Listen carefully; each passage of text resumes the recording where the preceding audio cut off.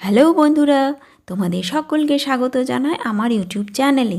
আজ আমি তোমাদের সাথে শেয়ার করব পঞ্চতন্ত্রের একটি গল্প। তার নাম হচ্ছে এক শেয়াল আর ঢাকের গল্প। একদিন এক শেয়াল বেশ খোশ মেজাজে হেলে দুলে জঙ্গলের মধ্যে ঘুরে বেড়াচ্ছিল।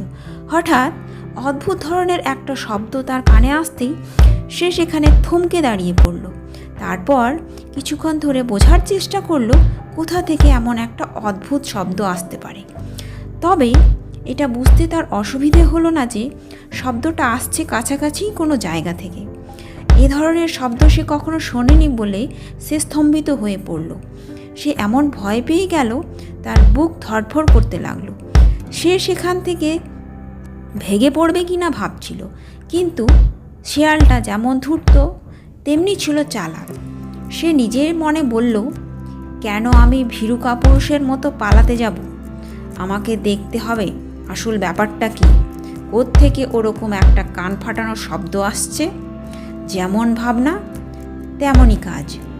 অতি সাবধানে অত্যন্ত ধীরে পায়ে সে শব্দ লক্ষ্য করে এগিয়ে চলল। শব্দের জায়গায় এসে দেখল একটা ঢাক গাছের একটা ডালে ঝোলানো আছে। সে যথেষ্ট চালাক ছিল বলে এটা তার বুঝতে অসুবিধে হলো না যে নিশ্চয়ই কোনো ঢাকি গাছের ডালে এভাবে ঢাকটাকে ঝুলিয়ে রেখেছে, আর বাতাস বইবার সঙ্গে সঙ্গে গাছের ডালের সঙ্গে ধাক্কা লেগে ঢাকে ওরকম ভয়ঙ্কর শব্দ হচ্ছে। শিয়ালটার হঠাৎ মনে হলো ঢাকটার মধ্যে নিশ্চয়ই মাংস বা ওই জাতীয় কোনো খাদ্য আছে। অনেক ঘোরাঘুরি করেছি, এখন খিদেতে আমার পেটে নাড়িভুড়ি জ্বলে যাচ্ছে। নিশ্চয়ই আমার ভাগ্য আজ প্রসন্ন, না হলে এমন শব্দও বা কানে আসবে কেন, আর এমন জায়গাতেও বা এসে পড়বো কেন। এই ভেবে সে গাছের ডাল থেকে ঢাকটাকে নামিয়ে আনলো এবং ধারালো দাঁত দিয়ে ঢাকের শক্ত চামড়া ফাঁসিয়ে দিল, কিন্তু তাতে তার 2-4টে দাঁত ভেঙে গেল। যা হোক, শেষ পর্যন্ত সে দেখলো ঢাকটার ভিতর কিছুই নেই, একেবারে ফাঁকা। সে এরপর নিজেকে এই বলে সান্ত্বনা দিল যে এই ঘটনার সত্যি যে ঢাকের মধ্যে কিছুই নেই।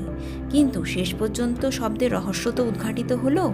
আমি যদি ভয় পেয়ে পালিয়ে যেতাম, তাহলে কি কখনো সম্ভব হতো আসল ঘটনার রহস্যভেদ করা? তাহলে বন্ধুরা, তোমাদের যদি গল্পটি ভালো লেগে থাকে তাহলে একটা লাইক করে দিও, আর চ্যানেলে নতুন থাকলে সাবস্ক্রাইব করে নিও। আর পরে দেখা হচ্ছে আর একটি নতুন গল্পের সঙ্গে। ধন্যবাদ।